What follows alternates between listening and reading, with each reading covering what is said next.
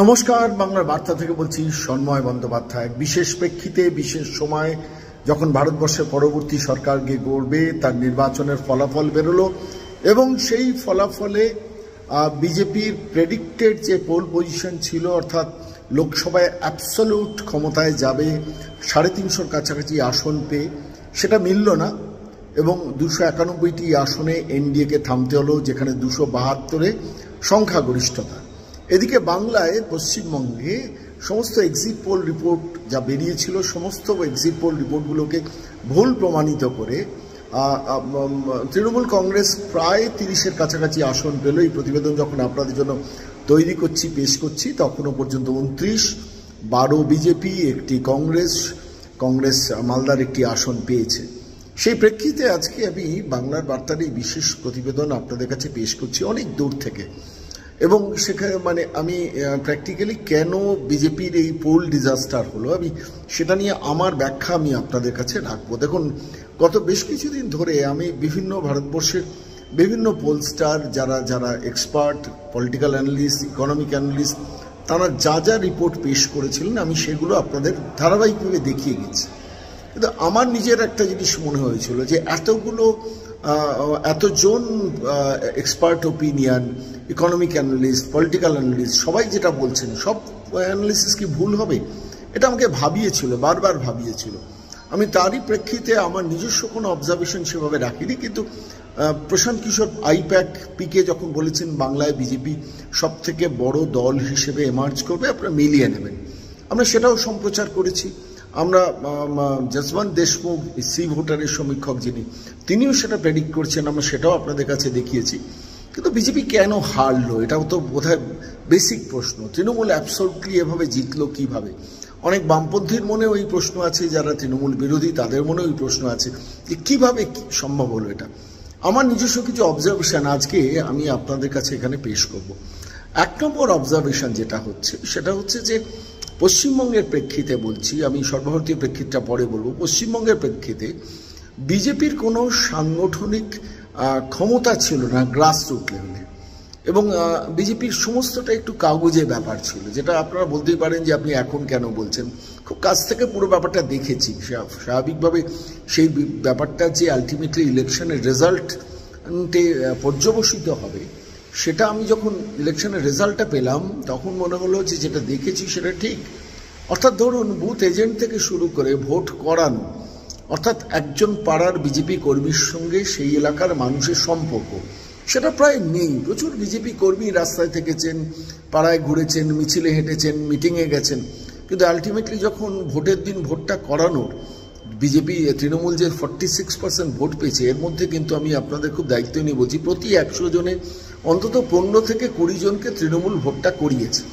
বিজেপির সেটা আবার নেই। খুব গরিব মানুষ, প্রান্তিক মানুষ, তাদের ভোট কেন্দ্রে নিয়ে গিয়ে ভোটটা করানো, সেটাও কিন্তু একটা নির্বাচনী আর্ট। আপনারা একটু খেয়াল করে দেখবেন যে অভিষেক বন্দ্যোপাধ্যায় দীর্ঘদিন ধরে, যখন বারবার করে আমরা দেখেছি অভিষেক বন্দ্যোপাধ্যায়, মমতা বন্দ্যোপাধ্যায়ের নির্বাচনী প্রচারে বিভিন্ন গ্রামেগঞ্জে গেছেন, তখন সেই সময় অভিষেক বন্দ্যোপাধ্যায় গিয়ে গোপনে মিটিং করেছেন কোনো একটা বিশেষ বড় হলে, তার কর্মীদের সঙ্গে, তার নেতাদের সঙ্গে। অর্থাৎ ভোটটা করানোর মেকানিজমটা কিন্তু তিনি তৈরি করেছেন, যেটা সত্যি, সেটা স্বীকার করতে হবে। বিজেপি নেতৃত্বের পক্ষে তাদের একটা ধারণা, বিজেপি নেতৃত্বের, যে নরেন্দ্র মোদী এলেই আমরা ভোট পেয়ে যাব, কিন্তু যেটা সর্বৈব ভুল। নরেন্দ্র মোদী এসে একটা হাওয়া তুলে দিয়ে যেতে পারেন, কিন্তু ভোটের দিন ভোটটা করানো is very important, very important. আমি এবার একটু আমি 3-4টা ফ্যাক্টর আমার মনে হয়েছে। যেমন লক্ষ্মীর ভাণ্ডারটা এই ভোটে তৃণমূলকে প্রচুর ডিভিডেন্ড দিয়েছে, যার জন্য তৃণমূল এতগুলো আসন পেল। প্রান্তিক গরিব মহিলারা কিন্তু লক্ষ্মীর ভাণ্ডারে ভোটটা দিয়েছেন। দ্বিতীয় যেটা আমার মনে হয়েছে, যে মাইনরিটি ভোটারের ওপর বিজেপির অত্যাধিক ভরসা ছিল। আমি অনেক সময় আপনাদের কাছে বলেছি, মাইনরিটি ভোটার কিন্তু ভাগাভাগি হচ্ছে, সিপিএম কংগ্রেস নিচ্ছে।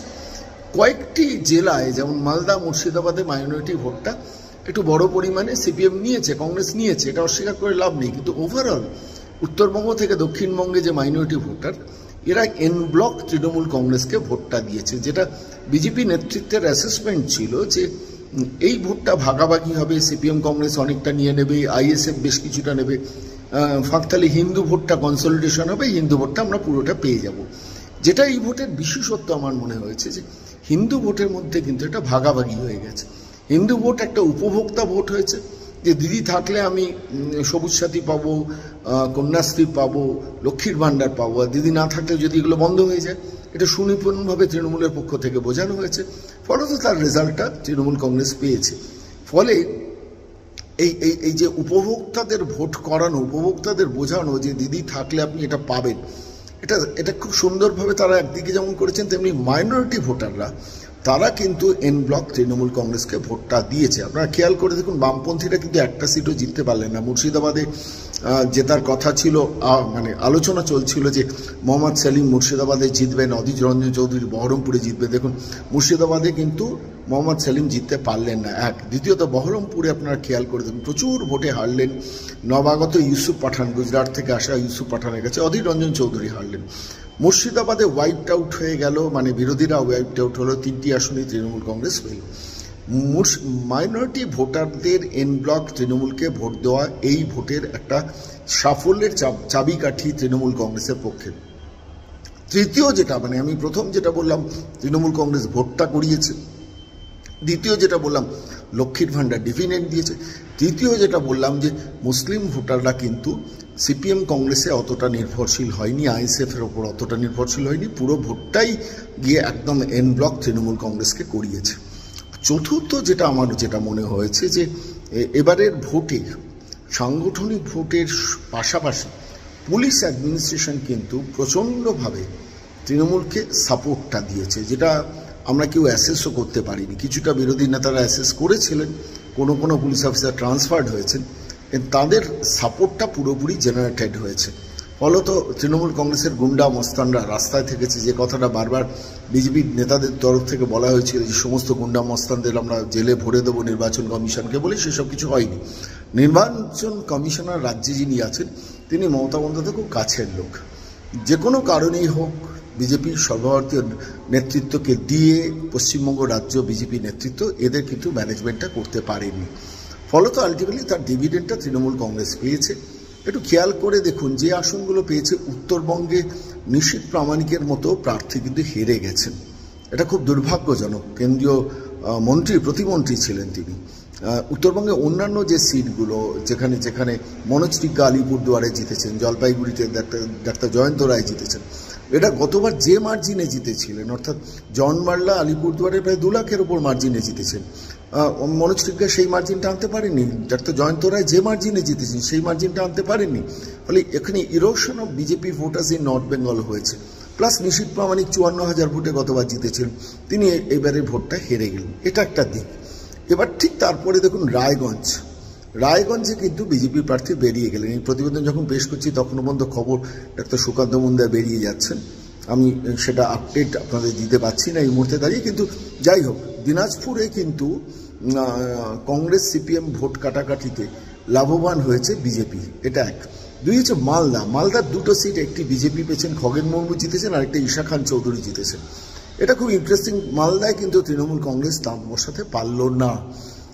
নর্থ বেঙ্গলের এই পার্টটা গেল এক, নিশীথ প্রামাণিক ছাড়া বাকি আসনগুলো মোটামুটি বিজেপি অক্ষত রাখলো। যে মুহূর্তে দক্ষিণবঙ্গে নামছে, বাঁকুড়ায় ডাক্তার সুভাষ সরকার হেরে গেলেন। ডাক্তার সুভাষ সরকারের মধ্যে সঙ্গে বিজেপির ইন্টারনাল টিমের প্রচুর ক্ল্যাশ ছিল, সেটা যেমন ঠিক, তেমনি ভোটটা করানোর ক্ষেত্রে মমতা বন্দ্যোপাধ্যায় কিন্তু অরূপ চক্রবর্তী, একজন গ্রাসরুট লেভেলের দীর্ঘদিনের ওয়ার্কার, মমতার সঙ্গে গত 30 বছর রাজনীতি করেছেন, সেই মানুষটিকে দাঁড় করিয়ে সিটটাকে বার করিয়ে আনলেন। ওই ফাঁক দিয়ে যে ডাক্তার সুভাষ সরকারের সঙ্গে বিজেপির একটা বিরোধিতা আছে, আর ফলে স্বাভাবিকভাবে সেই একটা বিজেপির সিটিং মন্ত্রী তিনি হেরে গেলেন। পাশাপাশি দেখুন পাশের সিটটা সৌমিত্র খান, এই প্রতিবেদন যখন পেশ করছি তখনও পর্যন্ত সৌমিত্র খান জিতছেন, খুব টাফ ফাইট, কিন্তু তিনি জিতছেন। এর পরে আসুন আসানসোলের মতো জায়গায়, যেখানে 2 লাখ ভোটে বাবুল সুপ্রিয় বিজেপি সিট বার করেছেন, সেই সিটে সুরিন্দর সিং আলুওয়ালিকে অনেক দেরিতে নিয়ে যাওয়া। আমি বলছি বিজেপির ডিফেক্টের দিকগুলো একটু ভাবুন, এত দেরিতে নিয়ে যাওয়ার তো কোনো দরকার ছিল না, আগেই ডিক্লেয়ার করতে পারতেন। সেইখানে নিয়ে গেলেন, আচমকা ফেললেন, নির্বাচনী প্রচারের সময় পেলেন এবং তিনি হেরে গেলেন। শত্রুঘ্ন সিনহা অথর্ব, কিন্তু তিনি জিতে গেলেন। আসানসোলের মানুষ তাকে ভোট দিয়ে দিল। ওখানে সাংগঠনিক ভোটটা মারাত্মকভাবে তৃণমূল কংগ্রেস কিন্তু করিয়েছে। এরপর তো দিলীপবাবুর হেরে যাওয়া বর্ধমান দুর্গাপুর, এটা সবাইকেই চমকে দিয়েছিল। আমার নিজের মনে হয়েছিল বর্ধমান দুর্গাপুরে দিলীপবাবু প্রচুর ভোটে জিতবেন, কেন সকাল থেকে মর্নিং থেকে বেরোতেন, সকাল থেকে বেরোতেন, রাত পর্যন্ত তিনি গ্রামে গ্রামে ঘুরতেন। অ্যাট এনি কস্ট বর্ধমান দুর্গাপুরের মাটি কিন্তু ঠিক ছিল না, কারণ দিলীপবাবুর মতো প্রার্থী যাওয়া দরকার ছিল। আমার তো মনে হয়েছিল দিলীপবাবু দিল্লিতে গেলে এবার মন্ত্রিত্বের জায়গায় যেতে পারতেন, সেখানে দুর্ভাগ্যজনকভাবে তিনি হেরে গেলেন।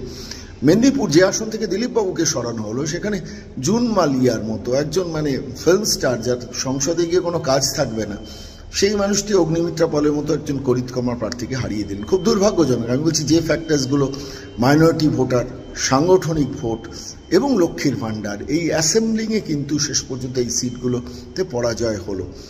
দেখুন ঝাড়গ্রামে সেখানে কিন্তু কুণাল হেমব্রম, যিনি আগে বিজেপি প্রার্থী ছিলেন, তাকে বিজেপি বদলে দিল, কিন্তু সেই বদলে দিয়ে খুব দ্রুত সেখানে অন্য প্রার্থীকে, পুরনো দিনের প্রার্থীকে দিলে ভালো হতো। ডাক্তার প্রণত টুডু অত্যন্ত ভালো মানুষ, ভালো ডাক্তার, কিন্তু তিনি শেষ মুহূর্তে নেমে কিন্তু ঝাড়গ্রামকে কন্ট্রোলে আনতে পারলেন না, প্রচুর ভোটে তিনি হেরে গেলেন।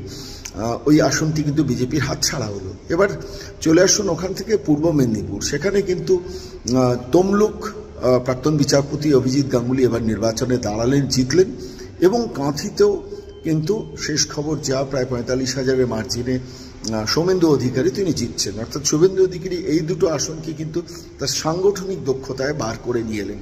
মার্জিন ব্যাপক কিছু নয়, 1 লাখ 1.5 লাখ 2 লাখ নয়, কিন্তু যাই হোক যে মার্জিনটা হয়েছে সেই মার্জিনে তারা জিতেছেন, এবং কাটসি শুভেন্দু অধিকারী সংগঠন করলে কি করা যায় সেটা কিন্তু তিনি দেখালেন।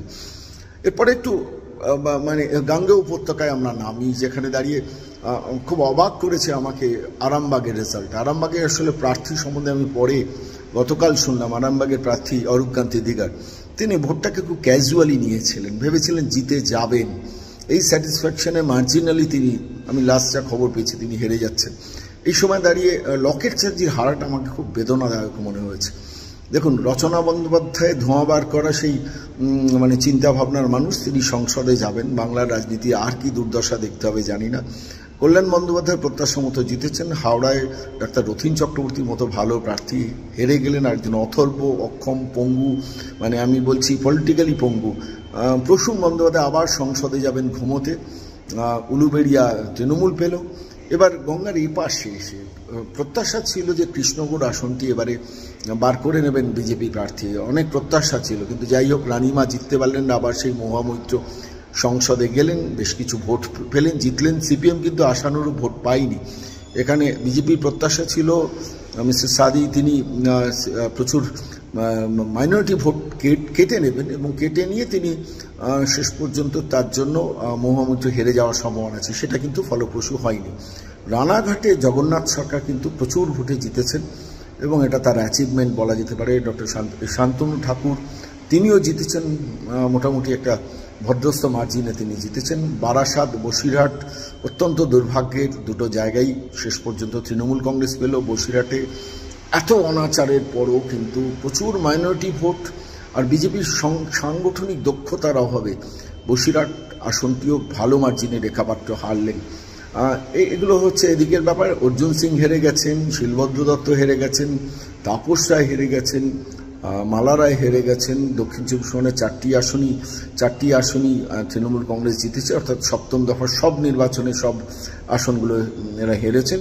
লাস্ট যা খবর, পুরুলিয়াটা বলতে ভুলে গেছি, পুরুলিয়াতে জ্যোতির্ময় সিং মাহাতো অল্প মার্জিনে হলেও জিতেছেন। আমার খুব উল্লেখযোগ্য একটা জিনিস দেখুন, তৃণমূল কংগ্রেস প্রায় 10টা কি 10টার আশেপাশে বা একটু বেশি হবে যে সিটগুলো জিতেছে, সেটা কিন্তু লক্ষাধিক মার্জিনে জিতেছেন, প্রায় 1 লক্ষ 1.5 লক্ষ মার্জিনে জিতেছেন।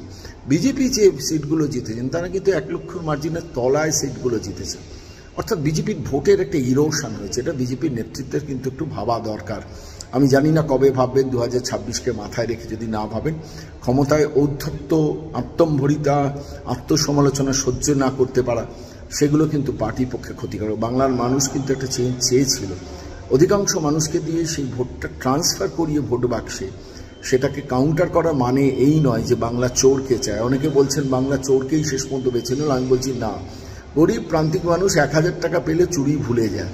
ফলে চৌর্যবৃত্তি যে সাম্রাজ্য মমতা বন্দ্যোপাধ্যায় প্রশাসন তৈরি করেছেন, সেটাকে ইগনোর করেই সাংগঠনিক ভোট দিয়ে তৃণমূল কংগ্রেস এই ভোটটা জিতল।